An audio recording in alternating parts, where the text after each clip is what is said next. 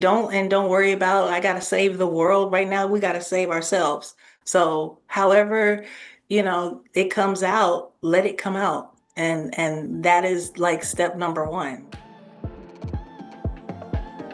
Well, welcome, Nikki. Thank you so much for joining the Darren Will podcast. I'm so glad for you to be here today. Thank you Um, so much for having me. yes, I love your lipstick too. It's beautiful, by Thank you. the Thank way. you. Nikki Allen she's a award-winning author. She's a creative visionary. She's a spiritual disruptor. She also blends storytelling with her soul work. Her novel, Loved You, Hated You, it's an unflinching urban romance that explores heartbreak, healing, and the messy path to self-worth. Nikki's voice is unapologetically real and it's powerfully feminine and rooted in emotional truth. Her story began as a song that evolved into a screenplay. So I'm excited for you to share more about that and became a work of fiction that explores betrayal, identity loss, and the power of choosing yourself. So I'm so excited, Nikki, for you to share more about how you used your writing and your story to kind of share more about like growing and turning your pain into purpose. And so again, welcome to the podcast. Can you share Thank more you. about your background, your expertise, a little bit about your why, what inspired you to go down this path? But yeah, the floor is yours. Welcome. Thank you. So I'm originally from Chicago. I live in LA now.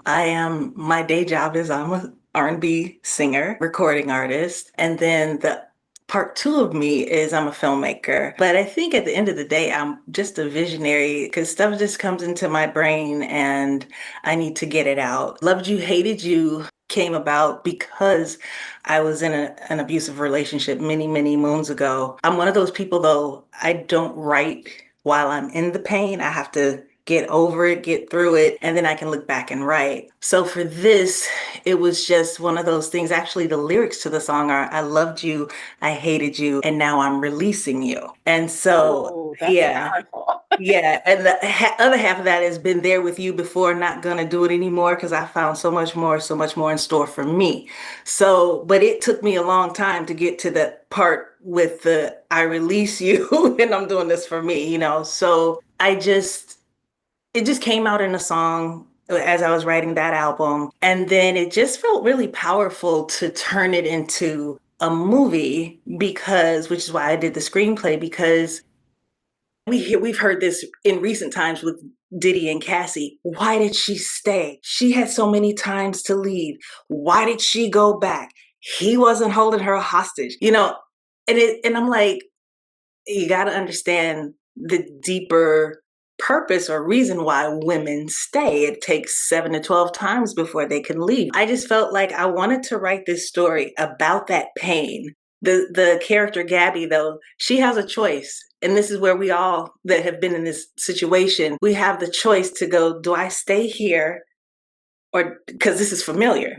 I know how to navigate this now and this pain. There's a next door neighbor that moves in that's amazing, and he's like, let me basically save you. So the book is like, is she gonna let this happen or no? And that's the thing, we have to figure out if we're gonna stay or we're gonna go. But my reason for writing this is to show a beautiful love story, but really the love story is within yourself. And I had to get to a point where I literally sat down and did some soul surgery to figure out why I was allowing this to happen, because I'm a very strong person. And when I tell people I was in an abusive relationship, it's always like, what, you? Yes, even me. So it doesn't matter how strong you are, how mean, how kind, how whatever people put on that to think that would never happen to you, or you think it would never happen to you. If you aren't all the way healed inside and there's something askew, it all shows up. You know, this stuff that we Yeah. don't deal with, it shows up somewhere. So that is kind of what happened to me. And that Wow. is why I went through that, wrote the book and the movie and the song. Wow. Wow. Yeah, I'm excited to listen to this song as well. Wow. And Yeah. so that's what inspired you just to take your pain and just use it as a way, as a catharsis, just to heal yourself, Hmm. process and to heal. Yeah, that was the initial premise of the book, but I feel like the screenplay and I mean the song the song that was the premise of the song. I feel like the premise of the screenplay and the book, I feel like I'm that beacon of light. Like, come on, girls, let me show you. We can do this. You don't have to stay there. You don't have to stay there. I just want to be that beacon of light, that voice, you Mhm. know.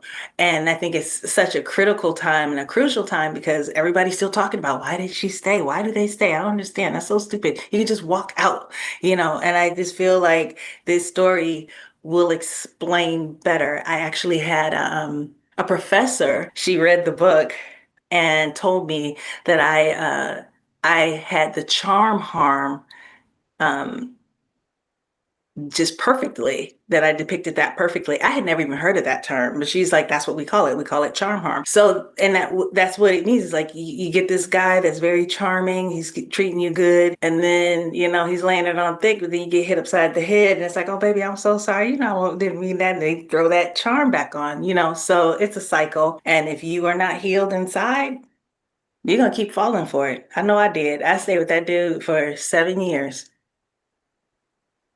That's And long years. long years. We even put each other in the hospital. Like it was crazy. And I still stayed after. I think after that, I was still with him like 4 or 5 more years. Crazy. Yeah, Crazy. but now you got a beautiful testimony out of it. Yeah, definitely. Beautiful testimony of just strength and learning to find your voice. So I guess let's talk about that. And so why do you think, and I think as a therapist try to explain that and help coach clients through that and counsel them through that of heartbreak and betrayal, like I feel like it comes in a different clinical language and it feels almost too hard to grasp. So I'm curious to hear from your perspective. How do you think women get stuck in these patterns where where their voice gets like stifled and their voice feels like they have to play small? Ooh. I mean, I keep saying it. I'm beating a dead horse, I know, but it really is what you've allowed to happen, and that's something broken in you. And that's not to say that you're broken, but there's an element that needs to be healed. For Mhm. me, the reason found myself in that situation was because my mother had just died. I had just moved to LA. I had no friends. We won't talk about family. You do family therapy, that's another story. So, so it was just me here, and I had this guy. I latched on to him. And when he was good, he was great. But when he wasn't, he was crazy, you know? So for me, it was like I didn't want to be alone. I didn't know how to navigate all of this. This was the guy, this was the person, you know, when for me, before my mom passed, when stuff happened, I called her, Mom, this is what's going on. I didn't have that. I had him. So at Mm. one point, what really kind of made me open my eyes, I had a really good friend at the time that I would tell her all the stuff he'd do every day. And she finally said, I don't want to hear it anymore because you're not leaving. When you're ready to go and take some of my advice, we can have a conversation. And I really had to think about what she was saying. And that's when I started really deep diving like, why am I allowing this to happen to me? I deserve so much better. I'm a nice person. I'm a really good girlfriend. I started having to tell myself these things because nobody else was. He would to get what he wanted to get that relationship back where it was supposed to be. But if you don't believe it, then it doesn't matter.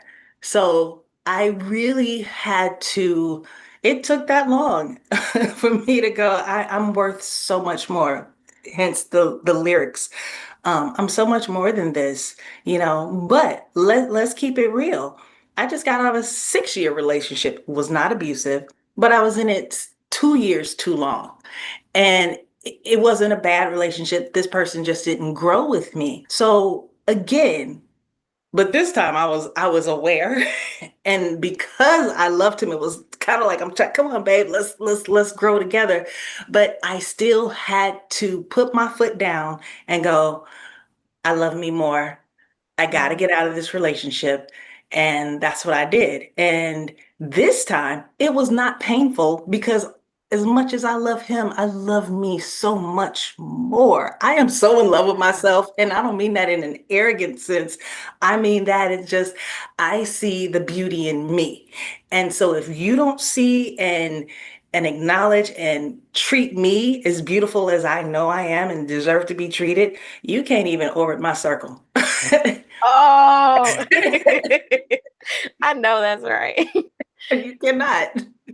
I am in boundary setting mode within the last year, even with my kids. Like I'm it's okay to say no to protect you because we, especially as women, and if you're a mom, we give. That's what we do. We give. It's for them first. Your kid needs a $400 something. You're gonna come up with that $400 something, but you want something for $400. Oh no, that's too much.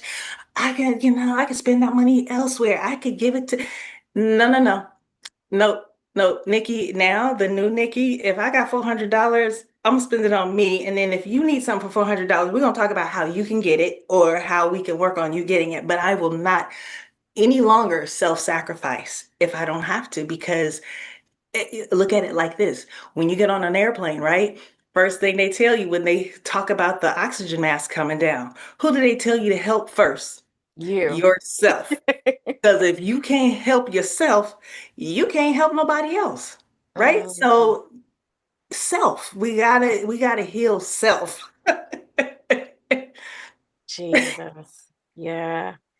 So I think that part right there is hard for a lot of people, healing yourself. And I don't know if it's the awareness piece. I don't know if it's the self-love piece. I think it's so many different pieces of it. Hmm. The self-worth, the awareness, the self-love. But then we got to go back to how you grew up. What did they say to you? Who instilled whatever into you? Who told you you weren't worthy? Who made you feel unworthy?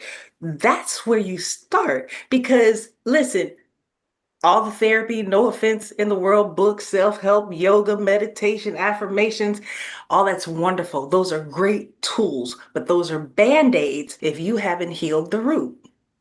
And that is my next book coming out in January. What's the name of the new book? I'm We're gonna working need to on the put that title, on pre-order. but I am working on that book because you gotta uproot the root in order to heal. Because they can sit in front of you all day and cry, and you can give them all the stuff, and they'll go and do it, and then he say whatever, and then they back at it again because that from the 0 to 5 has not been healed. You gotta heal that age group because that's where we getting all the stuff. And that's when we're internalizing, and that's when we're deciding who we are. And if somebody was telling you, you're never going to be anything, or you're so ugly, you get on my nerves, get out of my face, all of that stuff is in there. And if you don't heal that and override that, and you're being told this by people that are supposed to tell you how beautiful you are and how lovely you are and all these things, but those people are, if that is what's happening, that's right here, and that is where you're getting your self-worth. So that's why you're allowing whomever to treat you that way. And it doesn't even have to be a romantic relationship. It could be at your job. It could be anywhere. You make yourself small. You shrink yourself because that initial 0 to 5 age group, you were already conditioned to be worthless. So now you have to figure out, and listen to me, I am still working on that. Every now and then I feel those residuals pop up. I really do. But and it is hard work, and you have to face it though if you want to be better. If you Yeah. want to enjoy life, I promise you, this is the first time in my life that I love life, that I love living, I love being me. I wouldn't want to be nobody else, but baby, it was so much junk in there. I had to heal it. I had to separate from some family folks, because they're still operating in that stuff. And it's so funny how when they see you, they say the same stuff. Okay, you know what? I love y'all, but I'm gonna love you from here because I don't even look. I got boundaries. I don't even want to hear it. I don't even want to. I don't. No, no. It's a no. Yeah. But you have to do the root work. You have to do the root work because You're Yeah. going to tell me some wonderful things of what to do in this relationship and how did it make me feel and why and what. And I'm going to tell you all that stuff. You're going to give me all this great advice and what to try, but it's not going to matter. I hear you. It's a band-aid and it's going to work for a month or two, maybe a year or not, but that's going to come up somewhere. You may even get that person out of that relationship. If they haven't healed that, they're going to attract the exact same thing again. So we got to do that root work. I call it soul surgery.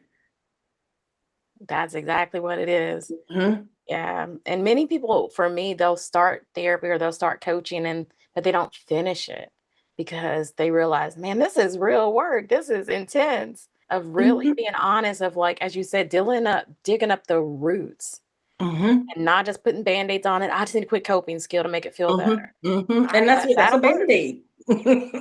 It'll work for now, but you'll be back. Mhm. And maybe not Yeah. on my couch, somebody else's, like, Mhm. you Yeah. know, or not, or you'll just be a miserable person thinking the Carrying world that baggage every carrying that. relationship. Absolutely. So you got to do that root work. And I think, and my son experienced some trauma, and we have not had luck with therapists because they want to put the band-aid on it. And I'm like, no, we got to go back to what happened. Because if we don't deal with what happened, you telling him to breathe is not gonna, he knows how to breathe. That happens naturally. That's what I tell my clients every day when I'm teaching them how to do breath work Yeah, techniques. yeah. I know you how to breathe. I was like, 'cause if you didn't, you'd be dead. I was like, but we're doing this Exactly. specific breath work technique. But you're right. It's that coping skill plus doing the deep healing work. Correct. Yeah. Correct. It goes hand in hand. You just can't just lay that stuff on top. It's like it It's like just putting lipstick on and not even washing right. your face. Right, right. Just it's not that's not no, that's not how that goes. It's not okay, you looking cute kind of with that, but you got to clean that up. Like you got stuff in your eyes and Mm, leftover makeup smeared here, mascara hanging like no, you got to do the whole thing. And so take it all off. start See, fresh. you start fresh. See what you need. What can you do differently? Because what you were looking like yesterday wasn't looking good anyway. So And I think that's the you hard need way. look, you need new foundation, right? Right, right. And I think that's hard too, because as you talked about it earlier, just the familiar is sometimes why we get stuck in Ooh. those patterns because I know what to expect. I Mm-hmm. know what triggers them. So I almost like Mm-hmm. I'm trying to fix a man, Mm. fix, as you say, it could happen even in work relationships. I know how to Mm-hmm. fix this. It's Mm-hmm. not about fixing. You can't Mm-hmm. fix people No, or no, situations. You can no. only have control over yourself. That's it. So, And wow. and then and when you have control over yourself, then you control how people treat you. Ma'am, And this let me can tell you, and here's the other thing, and I'll be real honest. People don't like it. I have noticed, you tell me, I feel like most people, I'm gonna get in trouble with this one, but most people are bullies in the sense that, let's say, you see it. So you get in the grocery store, somebody hits you and look back like you better not say anything. And most people won't because the bully has spoken. Those are the bullies I'm talking about. Those that just talk to you, even at whoever, at the bank, wherever you go, and people talking to you crazy, look at you, walk past you, do stuff, and because they don't expect you to respond. mm, And that is us shrinking ourselves. Pick your battles wisely. Now, I'm not telling you to go out and fight everybody that says stuff, but what I am saying, if you feel some kind of way deep inside, say something. I get on my daughter about that all the time. She had a situation at her job, and I'm like, stop telling me and go say something because it's going to keep continuing. I can't do anything about it. I don't even work there. So she told me the other day, Mom, I'm so glad you made me tell my boss because da da da da da. Because she was getting quote unquote bullied by someone, basically taking advantage of her.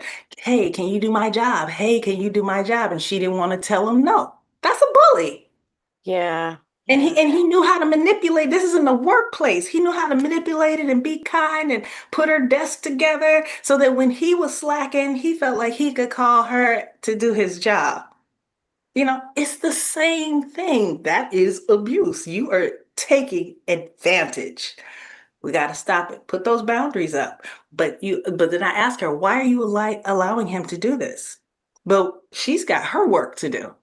She's got her own trauma that I know about, that you got to sit down and deal with that, Yeah.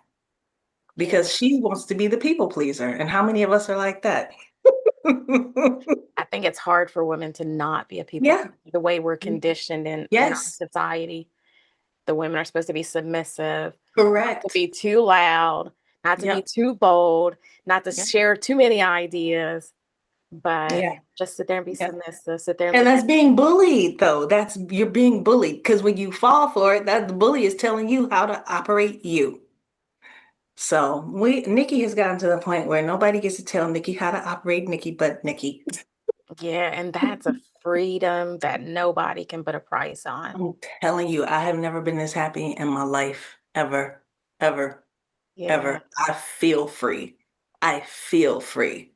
And what I was going to say is, you will lose some friends and folks along the way, but it's okay, because what I have noticed is, I don't even care about those people that don't like me no more, because they weren't on my frequency, the frequency that I'm at now anyway.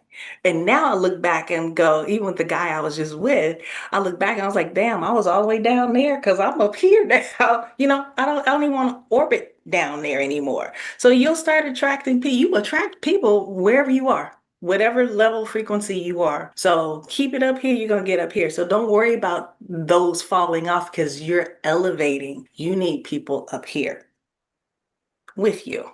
And I think that's another reason why women stay stuck is for that reason. Again, stay stuck in a dead end job or stuck in Mm-hmm. dead end relationships, whether it's intimate partner, whether it's friendship, even family, as you say, Yeah.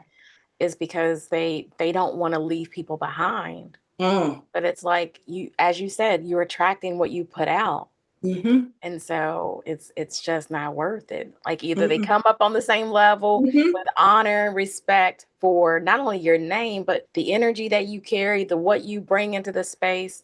Like if Correct. they can't honor that, then they can't be as you say, in my orbit. You That's cannot. powerful.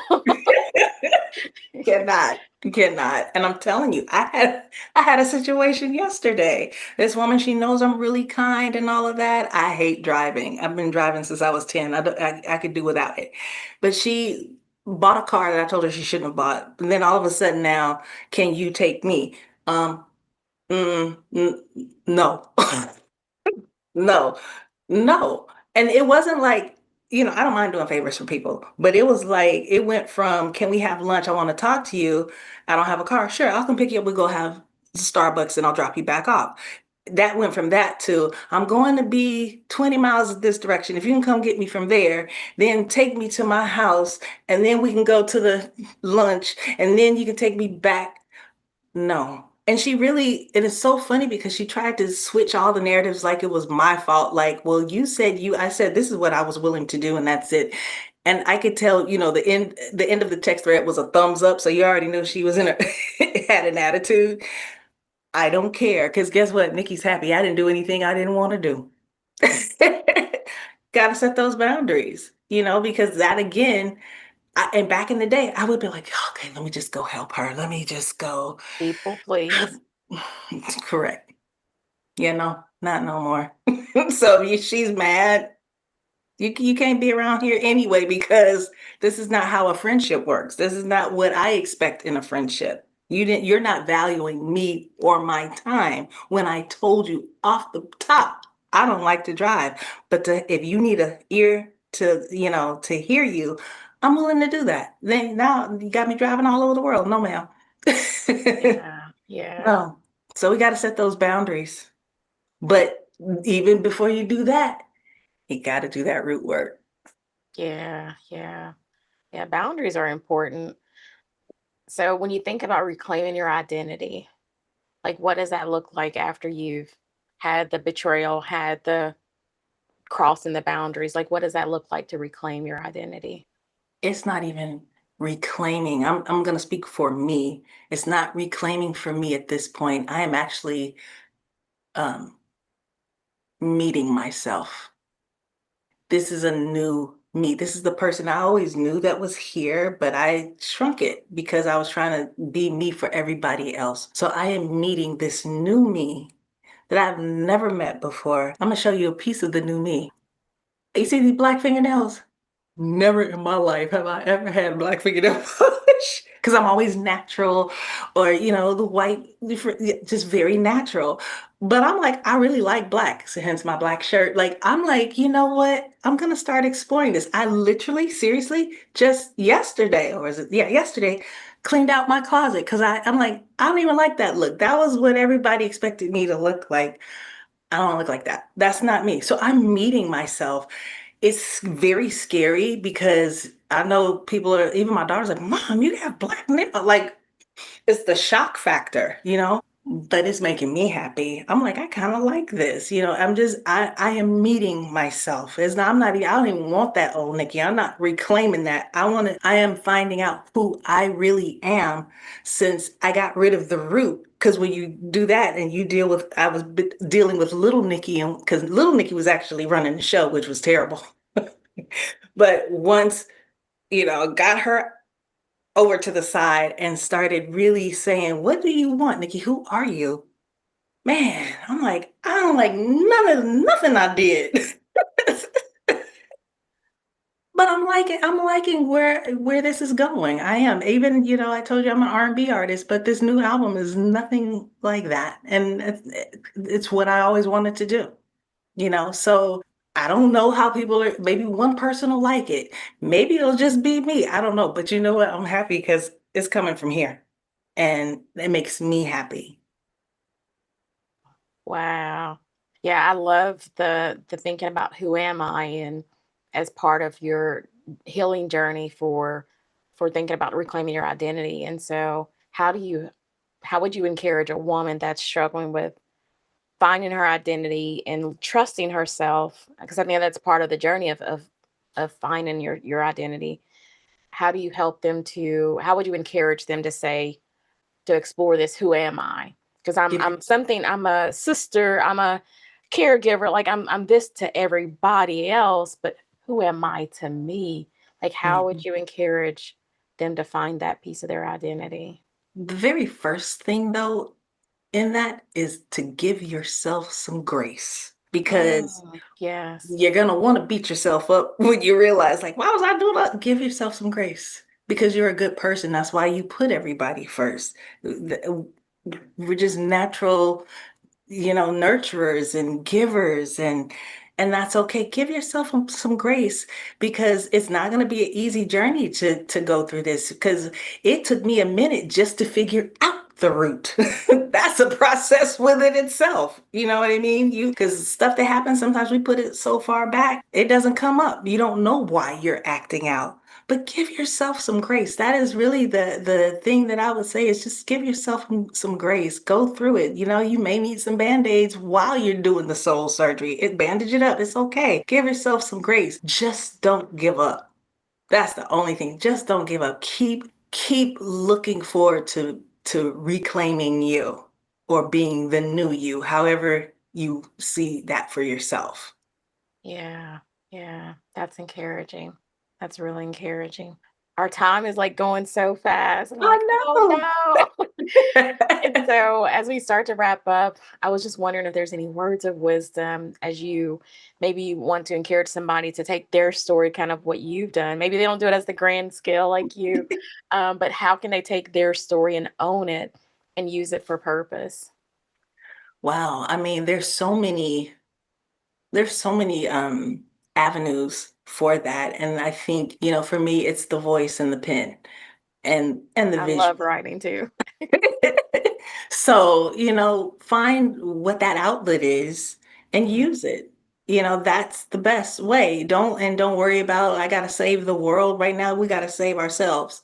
So however, it comes out, let it come out And that is like step number one, start writing. Why do I feel this way? Trust me, you'll get somewhere because you'll have to be honest with you. Nobody's telling you no, no one's looking over your shoulder, so just keep going. That's the one thing. Just keep going because sometimes it gets so heavy. And it's like, you know what? I'm going back to the familiar. Don't do it. Give yourself some grace, regroup, and keep going. That's good. That's good. Thank you. Thank you so much, Nikki. Yeah, thank As we you. wrap up today, I'd love for you to share about your book, the one that's out now, but also the ones coming up in January. Also, how people can connect with you. How can they connect with all the beautiful things that you're doing in the world? So my website is officialnikkiallen.com. That's NIKKIALLEN. You can find everything I'm doing on that website, from my philanthropic stuff to my retail store to whatever. Whatever's I'm doing, you'll find it there. Awesome. Awesome. Well, thank you so much, Nikki. Thank you so much for listening to just the hearts of people that are walking through so much betrayal, so much brokenness, and just giving them encouragement just to find ways to just be intentional to heal from the root, And from always the be rooter to safe. the tutor. Right from the rooter to the exactly. Yes, But always, and here's the other thing, if someone's in a violent situation, you know, do whatever you need to do, but the main thing is to stay safe. Just stay safe while you're doing what you need to do. That is the number one thing, is to stay safe. that is good. Which makes me think about like plugging Women Helping Women, which is a Mhm. national organization, as well as the YWCA. They all Mhm. have, there's other agencies, but those are two agencies right off the top of my head that are free, that are staffed 24/7, many times by volunteers, that are staffed many times by volunteers that can help you start to plan your route for exit so you can be safe. And so, Yes. yeah, thank you for reminding us safety is first and foremost Yes, when you're trying to absolutely. exit. Definitely. Yeah. Yeah. Well, sweet. Well, thank you so much, Nikki, so Thank much for just you. joining the podcast, for sharing your heart, for sharing just some practical ways that we can heal and grow. Thank you. Absolutely. Awesome. All right, listeners, wishing you a fabulous day. Keep living, keep loving, and keep daring well. Take care, guys. God bless. Bye.